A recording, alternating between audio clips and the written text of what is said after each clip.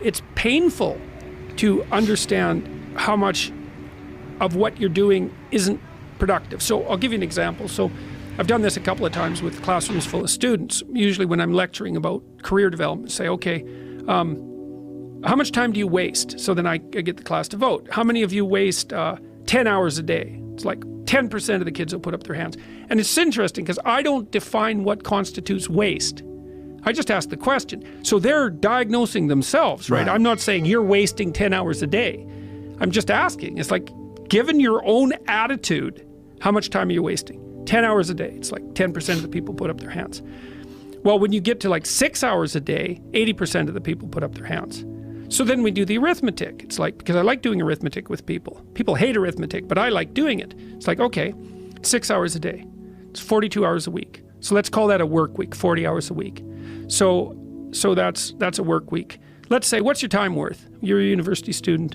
Well, it's certainly worth minimum wage, because obviously, but it's worth way more than that, because if you spend a productive hour when you're 20, then you gain the benefits of that hour for the rest of your life. So there's the compounding effect of time spent when you're young. So I say, well, let's assume your time's worth $50 an hour, which I think is an underestimate, but whatever, let's call it 50. We could call it 25, but we'll call it 50. If that's $2,000 a week you're wasting. It's $100,000 a year. It's like, how much better would your life be if you weren't wasting $100,000 a year? It's like, what is that over 40 years? $4 million. It's like, you're rich. You don't even know it. Quit wasting time. By your own definition.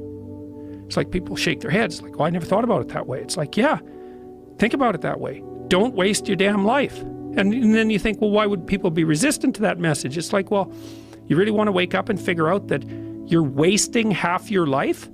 And you know, when people do that kind of wasting, they actually hate it. You know, and I've had lots of people come to my clinical practice who were chronic procrastinators.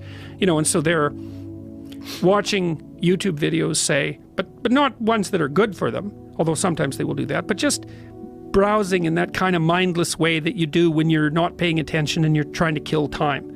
And people doing that, they feel bad, they get depressed, they feel anxious, they can't get away from it, they feel kind of quasi-addicted. That's what they're saying about social media now. It's a huge issue with young kids. Absolutely, but there's this feeling of kind of internal rot and corruption that goes along with it. It's like, yeah, well, you're wasting your life.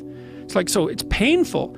It's painful to recognize that. Then it's painful to think, oh my God, look how undisciplined I am. I don't know anything. I can't use a schedule. I can't stick to a calendar. I don't have any aims. I don't know anything about the world, right? And maybe there's a part of me that's bitter because I haven't got everything already, and I'd just like to say, to hell with it. That's the recognition of the Jungian shadow. It's like, that's what makes you vicious and untrustworthy. All of that. No one wants to look at that, and no bloody wonder. But hey, the alternative is worse.